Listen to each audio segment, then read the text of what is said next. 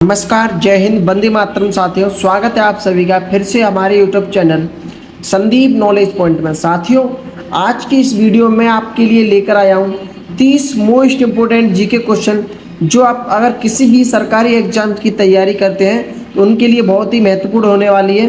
फिलहाल यह वीडियो आपको रेलवे आरआरबी के लिए बहुत ही महत्वपूर्ण होने वाली है। वीडियो को ध्यान से देखना। आपका पहला सवाल है, किसे भारत का चाणक्य कहा जाता है? किसे भारत का चाणक्य कहा जाता है? चाणक्य को। राइट आंसर ऑप्शन बी होगा, चाणक्य। अगला सवाल है आपका,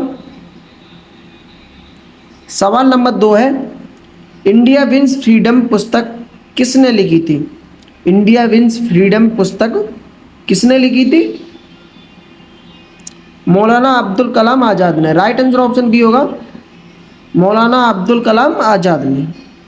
अगला सवाल है आपका, सवाल नंबर 3 है, किस शासक ने खिलजी वंश की स्थापना की थी? किस शासक ने खिलजी वंश की स्थापना की थी? जलालुद्दीन खिलजी ने। राइट आंसर ऑप्शन ए होगा, जलालुद्दीन खिलजी। अगला सवाल है आपका,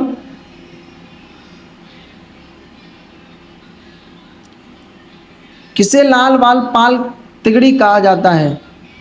या फिर ऐसे भी ये सवाल आता है, किसे लाल बाल पाल के नाम से जाना जाता है? इसका आंसर होगा ऑप्शन बी, लाला लाजपत राय, बाल गंगाधर तिलक और बिपिन चंद्र पाल। सही आंसर ऑप्शन बी होगा। अगला सवाल है आपका, सवाल नंबर 5 है, राज तरंगिणी किसने लिखी थी?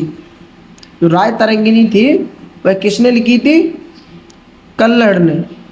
राइट आंसर ऑप्शन बी होगा, कल्हड़। सही आंसर आपका ऑप्शन बी होगा। अगला सवाल है आपका, सवाल नंबर 6 है, दिल्ली सल्तनत की पहली महिला शासक कौन थी?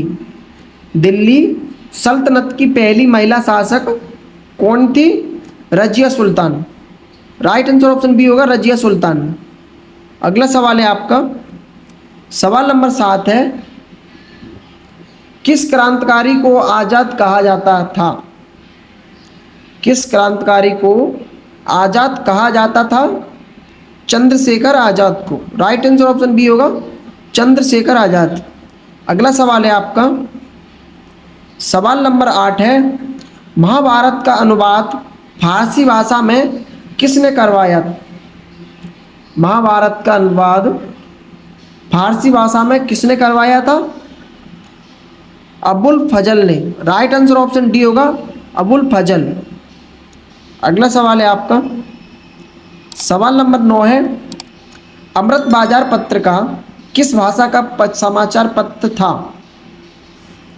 अमृत बाजार पत्रिका किस भाषा का समाचार पत्र था? बंगाली भाषा का। राइट आंसर ऑप्शन बी होगा, बंगाली भाषा। अगला सवाल है आपका, सवाल नंबर 10 है, अकबर के शासनकाल में आईन-ए अकबरी किसने लिखी थी? अकबर के शासनकाल में आईन-ए अकबरी किसने लिखी थी?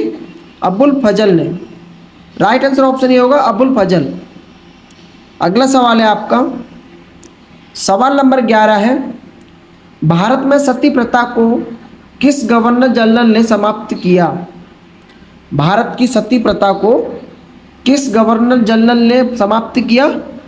William Bentinck. Right answer option B होगा, विलियम बेंटिक। अगला सवाल है आपका, सवाल नंबर 12 है, जय जवान जय किसान का नारा किसने दिया था? साथियों, जय जवान जय किसान का नारा किसने दिया था? लाल बहादुर शास्त्री ने। राइट आंसर ऑप्शन बी होगा, लाल बहादुर शास्त्री। अगला सवाल है आपका, सवाल नंबर 13 है, सुभाष चंद्र बोस को नेताजी की उपाधि किसने दी थी? सुभाष चंद्र बोस को नेताजी की उपाधि किसने दी थी? जर्मनी ने। राइट आंसर ऑप्शन ये होगा, जर्मनी। अगला सवाल है आपका, सवाल नंबर 14 है, किस आंदोलन को असहयोग आंदोलन कहा जाता है? किस आंदोलन को असहयोग आंदोलन कहा गया है? 1920 के आंदोलन को। राइट आंसर ऑप्शन बी होगा। 1920 का आंदोलन जो हुआ था उसे असहयोग आंदोलन कहा जाता है। अगला सवाल है आपका,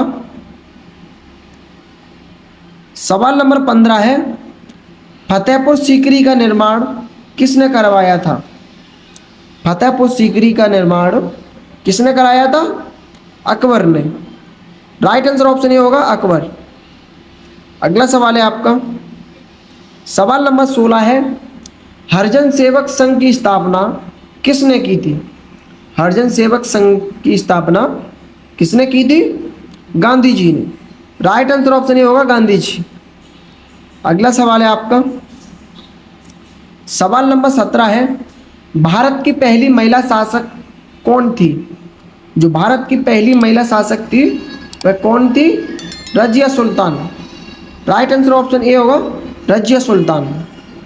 अगला सवाल है आपका, सवाल नंबर 18 है, किस युद्ध में सिराजुद्दौला हार गया था? किस युद्ध में सिराजुद्दौला हार गया था? प्लासी के युद्ध में। राइट आंसर ऑप्शन ए होगा प्लासी का युद्ध। अगला सवाल है आपका, सवाल नंबर 19 है, रामकृष्ण मिशन की स्थापना किसने की थी? रामकृष्ण मिशन की स्थापना किसने की थी? विवेकानंद जी ने। राइट आंसर ऑप्शन ये होगा विवेकानंद। अगला सवाल है आपका, किस भारतीय को भारतीय इतिहास का नेपोलियन कहा जाता है? किस भारतीय को भारतीय इतिहास का नेपोलियन कहा जाता है? समुद्रगुप्त को। राइट आंसर ऑप्शन ए होगा समुद्रगुप्त। अगला सवाल है आपका, सवाल नंबर 21 है, अर्जुन विवाह किसकी रचना है? अर्जुन विवाह किसकी रचना है? कालिदास की।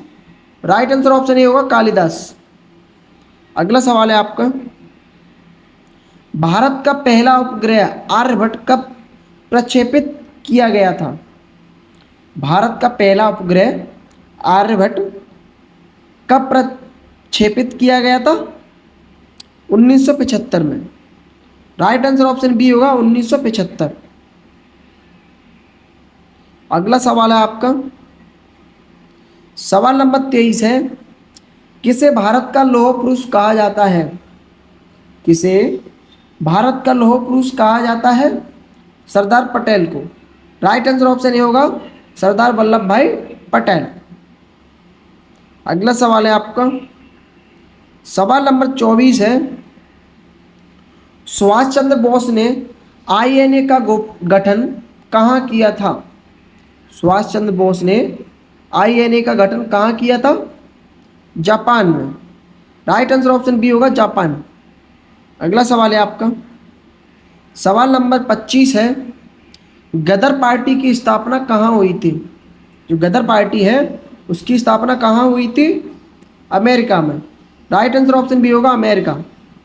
अगला सवाल है आपका, सवाल नंबर 26 है, किस मुगल शासक ने सबसे अधिक समय तक शासन किया था? किस मुगल शासक ने सबसे अधिक शासन किया था? अकबर शासक। राइट आंसर ऑप्शन सी होगा अकबर। अगला सवाल है आपका, सवाल नंबर 27 है, मुस्लिम लीग की स्थापना कब हुई थी? मुस्लिम लीग की स्थापना कब हुई थी? 1906 में। राइट आंसर ऑप्शन बी होगा 1906। अगला सवाल है आपका, किसे भारतीय संविधान का पिता कहा जाता है? किसे भारतीय संविधान का पिता कहा जाता है? डॉक्टर भीमराव अंबेडकर को। राइट आंसर ऑप्शन बी होगा डॉक्टर भीमराव अंबेडकर। अगला सवाल है आपका, सवाल नंबर 21 है, भारत रत्न पाने वाली पहली भारतीय महिला कौन थी? भारत रत्न पाने वाली पहली महिला कौन थी? Shrimati Indira Gandhi. Right answer option D होगा इंदिरा गांधी। अगला सवाल है आपका, सवाल नंबर 30 है, किस वर्ष भारत में पहली जनगणना हुई थी? किस वर्ष भारत में पहली जनगणना हुई थी?